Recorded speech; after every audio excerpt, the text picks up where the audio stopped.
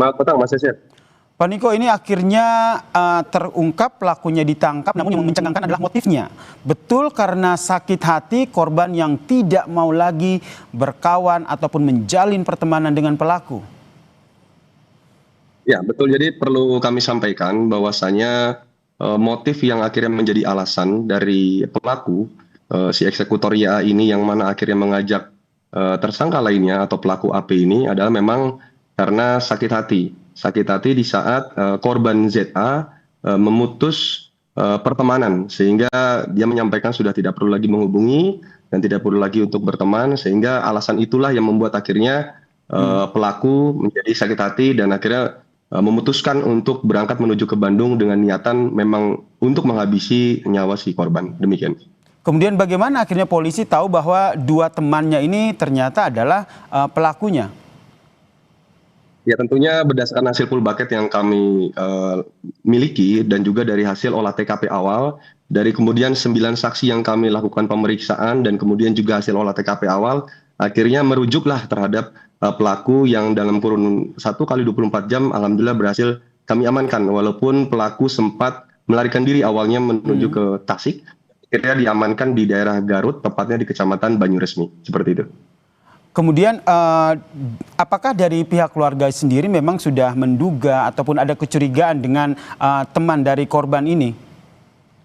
Baik, jadi perlu kami jelaskan Kang Yasir bahwasanya pertemanan antara pelaku dengan korban ini sebenarnya sudah terjalin cukup lama. Sehingga dulu juga sempat ada kejadian yang akhirnya korban kemudian dibawa sekolah ke Bandung. Karena dulu korban sekolah di Garut bersama dengan pelaku. Kemudian dipindahkan ke Bandung, sehingga pada saat 1 hari tidak kembali atau tepatnya itu hari Senin. Hari Senin itu sudah dicari oleh pihak keluarga dan pihak keluarga sudah mencoba menghubungi pelaku. Dan kemudian besok paginya itu pelaku eksekutor YA dengan pelaku AP yang diajak itu sudah pernah dikumpulkan di satu rumah oleh Pak RT di sana. Itu untuk ditanyakan bahwasanya apakah pelaku mengetahui di mana korban berada.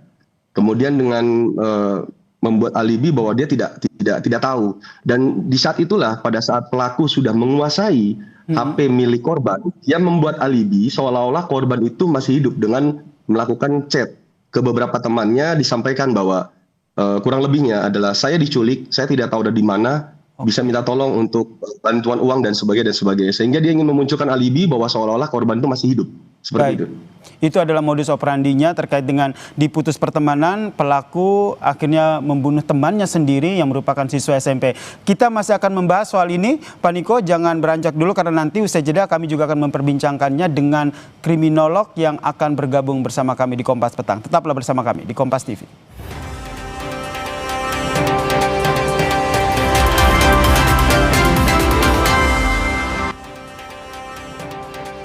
Kami lanjutkan perbincangan kami terkait dengan kasus diputus pertemanan. Akhirnya seorang pelajar ini menjadi korban pembunuhan oleh temannya sendiri. Tadi sudah berbincang dengan Kapolres Cimahi AKBP Niko Adiputra dan saya juga akan mengajak untuk bergabung bersama kami di diskusi ini kriminolog dari Universitas Indonesia Mbak Hanifah Hasna. Selamat petang Mbak Hanifah. Selamat petang Mas Yasir. Ya, tadi sudah kita dengarkan penjelasan dari Pak Kapolres Cimahi yang membenarkan bahwa sebenarnya alasannya adalah karena sakit hati, pertemanan mereka diputus begitu. Menurut Anda sebagai kriminolog sejauh mana begitu ya rasa sakit hati oleh seorang teman ini bisa berdampak pada pengambilan keputusan hingga akhirnya mengakhiri nyawa temannya sendiri? Oke, baik. Jadi ini berbeda dengan kasus orang dewasa ya. Kalau orang dewasa kan biasanya mereka sudah bisa mengelola emosi gitu. Tapi kalau anak-anak biasanya kalau emosi prosesnya adalah emosi, aksi baru dipikir gitu. Karena di dalam otaknya secara neurologis sebetulnya otak bagian depan yaitu tempat mengambil keputusan dan melihat konsekuensi itu masih belum berkembang optimal karena optimalnya di usia 21 sampai 25 tahun. Tapi ketika anak-anak di usia 14 tahun ini biasanya yang paling berkembang adalah otak emosi. Sehingga ketika terjadi sesuatu dan dia mengalami eskalasi peningkatan dari emosi tersebut, dia akan melakukan tindakan ekstrim.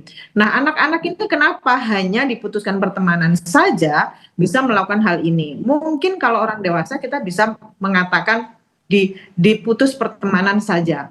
Tapi bagi remaja, teman itu adalah citra diri, teman itu adalah penerimaan, teman itu adalah menunjukkan bahwa dia itu berfungsi dalam kelompok sosial. Nah, ketika dia dihilangkan dalam pertemanan itu, maka yang terjadi adalah bentuk penolakan, rasa tidak berharga, dan ini menjadi sesuatu yang sangat-sangat berat bagi remaja. Nah, oleh sebab itu biasanya mereka ada fase mengunyah itu mengunyah emosi atau fase ruminasi namanya. Fase ruminasi itu merasa bahwa kok aku diperlakukan seperti ini ya, apa yang harus aku lakukan? Ketika dia melalui fase ruminasi ini, akhirnya ada fase yang disebut dengan moral justifikasi, yang menganggap bahwa kalau aku membalas dendam itu bukan sesuatu yang salah, karena dia juga mengawali hal ini dengan membuat aku tidak nyaman. Demikian. Baik, berarti memang pengaruh dari kondisi umur dari pelaku ya, yang ternyata memang masih remaja begitu, ada 16 tahun dan juga 17 tahun. Saya ke Pak Kapolres, ini apa pendampingan ataupun proses hukum, maksud saya proses hukum yang akhirnya diterapkan pada dua pelaku ini akan seperti apa? Ya, yang pertama tentunya kami sampaikan ke Mas Yasir bahwasannya untuk penerapannya, karena ini adalah anak berhadapan dengan hukum, tentunya ya terkait dengan masalah hukum acaranya kita menggunakan hukum acara anak. Hal-hal lain ya tidak ada yang berbeda. Untuk perkenan pasal juga kita akan kenakan pasal seperti pasal 80 ayat 3 untuk Undang-Undang Perlindungan Anak dan juga pasal 459 dari Undang-Undang Nomor 1 tahun 2023 tentang pembunuhan berencana.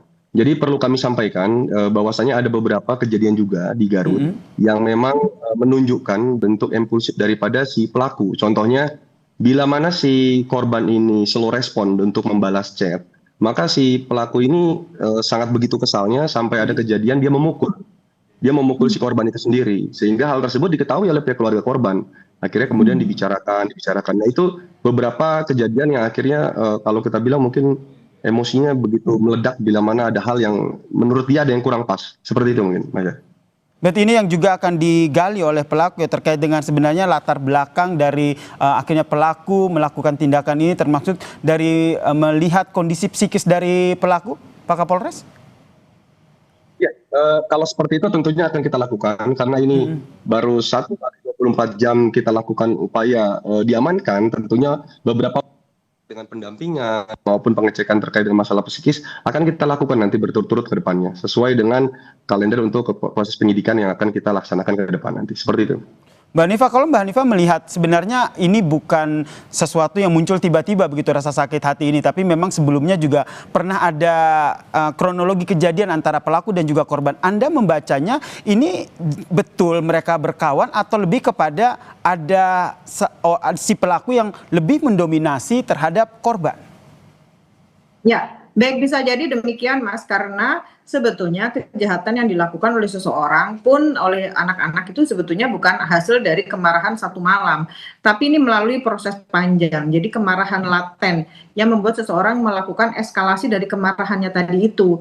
Ditambah lagi dengan kondisi psikologisnya yang kurang matang. Sebetulnya segala macam kejahatan itu karena yang pertama, karena tekanan tinggi, tekanan hidup yang tinggi. Tekanan hidup itu dari mana? Dari penerimaan tadi, dari penolakan dan lain-lain. Kemudian kontrol diri yang kurang.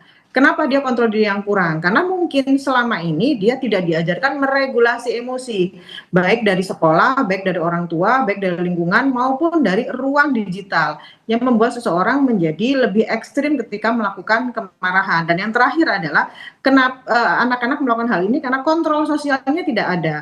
Tadi Pak Bang Niko sudah menyampaikan bahwa dia atau si pelaku sering menunjukkan kemarahannya atau agresivitasnya.